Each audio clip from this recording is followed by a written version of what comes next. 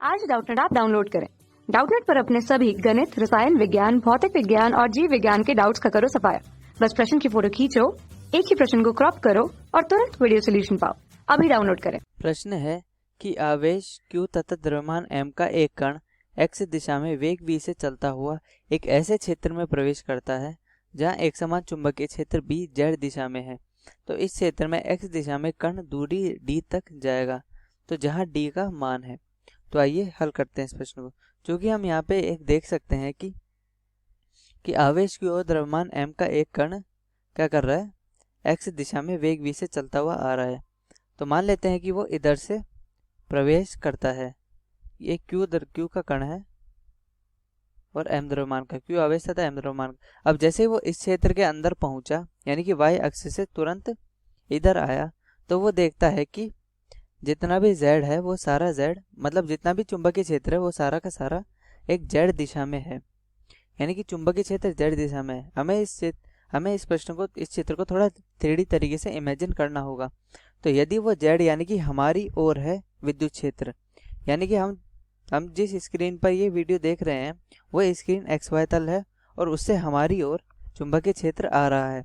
तो यदि हमारी ओर चुंबकीय क्षेत्र आएगा तो इससे हम फ्लेमिंग के वामहस्त नियम का प्रयोग कर सकते हैं।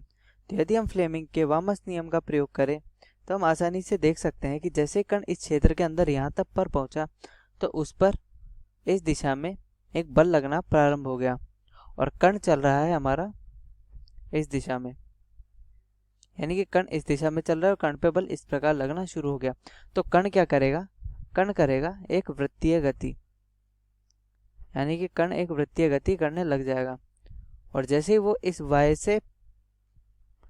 y पे पहुंचा तो y पे पहुंचने के बाद वो वापस इधर से निकल जाएगा, क्योंकि जितना भी जो चुंबकीय क्षेत्र है वो सिर्फ और सिर्फ प्लस x डायरेक्शन में है।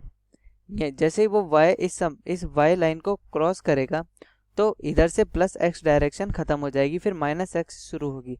तो माइनस x में हमारा कोई भी विद्युत क्षेत्र नहीं है। तो वो इस प्रकार से एक अर्धवृत्त पे घूम के वापस इस चुंबकीय क्षेत्र के बाहर निकल जाएगा। तो यानी कि जो कण है वो एक इस प्रकार से वृत्तीय गति, एक तरीके से मान सकता है कि एक वृत्तीय गति हो रही है इधर। तो अब प्रश्न में पूछा है कि इस क्षेत्र में जो x दिशा में कण दूरी d तक जाएगा, तो जो कण दूरी d तक जाता है वो दूरी d क्या हुई, वो दूरी d इस प्रकार से हुई, यानी कि इस दूरी d तक जाएगा। अब ये पूरी d दूरी कितनी है, अब चूंकि हम जानते हैं कि वृत्त की त्रिज्या है और ये O है जो हमारा वृत्त का केंद्र है, तो ये जितनी दूरी ये होगी उतनी ही दूरी हमारी इतनी होगी। और ये हमारी क्या है कि इस अर्धवृत्त, यानी कि ये जो अर्धवृत्त बन रहा है इस अर्धवृत्त की त्रिज्या के बराबर हो जाएगी। तो ये अर्धवृत्त है, इस अर्धवृत्त की त्रिज्या के बराबर हो जाएगी d।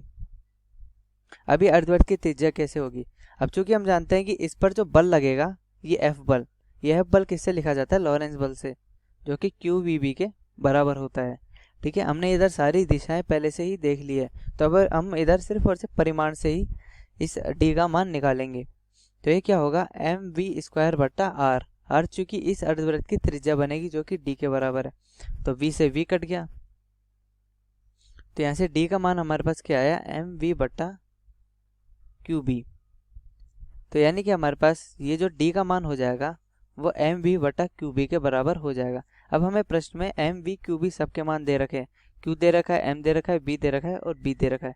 तो अतः हमने कण दूरी d का मान इन चारों के पदों में निकाल लिया है। तो इस प्रकार हमारा प्रश्न हल हुआ। कक्षा 6 से 12वीं से लेकर नीट, IIT, JEE वो एडवांस के लेवल तक 1 करोड़ से ज्यादा छात्रों का भरोसा। आज ही डाउनलोड करें डाउटनेट ऐप या व्हाट्सएप करें अपने सारे डाउट्स 8400 400 400 पर।